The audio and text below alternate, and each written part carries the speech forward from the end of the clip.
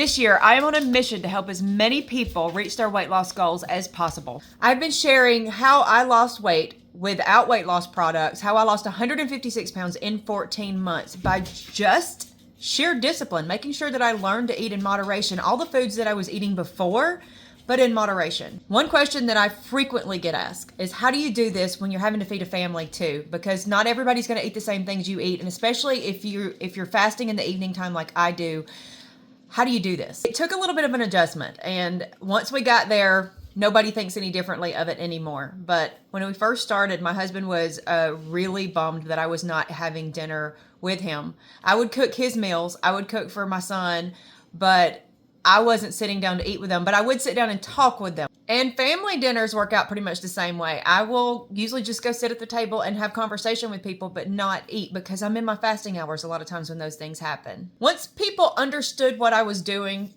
it's not a big deal anymore. It's just people have to get used to the idea. But everybody in my household, and including the animals, we've all got dieting restrictions. The dogs, they get itchy skin, itchy ears if each one of them does not have their certain diet that they have to be on. My pig has to be on a certain diet. So why not us? Why do we give the dogs and the pig and the cat and the chickens all special food, but we don't do that for ourselves? So that's what I started doing. Every time I cook a meal, I cook it in portions that are just enough for each person. Now, I measure out my food and I make what I'm going to eat right in that moment. Now, my husband, when I make his food, especially if he's going to be working for the next few days, I'll make him some breakfast ahead of time and just make enough for several days and wrap it all up individually. He is diabetic, so he cannot have sugar. He can't have white flour. He can't have rice.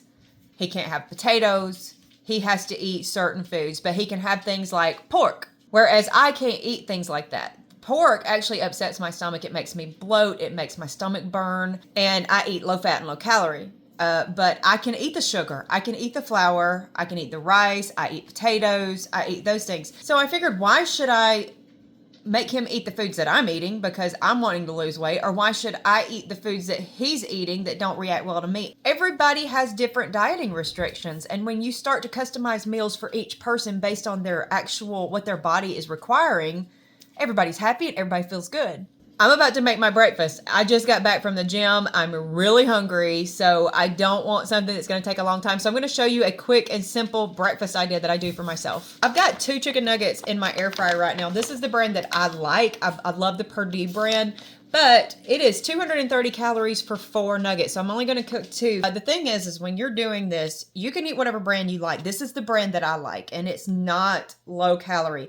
There is one called Real Good that to me is not real good. I don't like it as much as these, so I would rather have the extra calories to eat these. There's also a Tyson brand that I like that's called Air Fried, and they have lower calories, but I can't find it lately. I don't know if Walmart quit carrying it or if they were out, but if you can find the Air Fried brand or the Real Good that actually have less calories so you can eat more chicken, I just prefer the Perdue. Another thing is hash browns.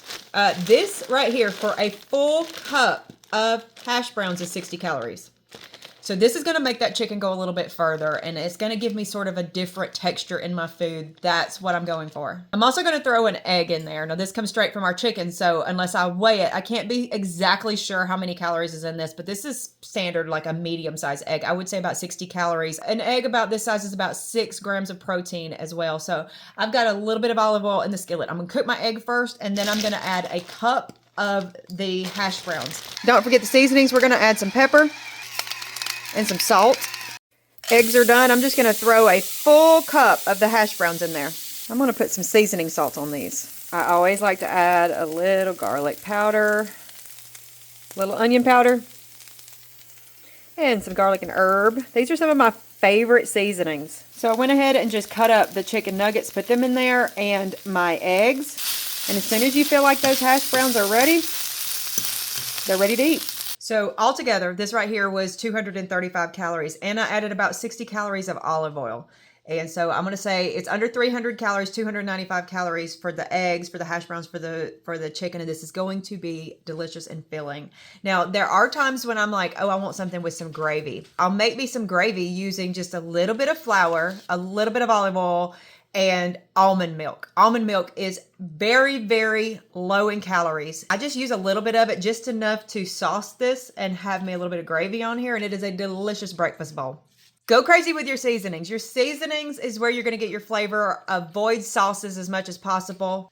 But this is delicious. It's filling. It's got some protein in it. It has got very few calories for a breakfast. Can't beat that. If you have any questions, put them in the comments. And if you have any other ideas for food choices that are low in calories that we can all make that'll be quick and easy like this, put them in the comments. I would love to have some more ideas, but good luck to you.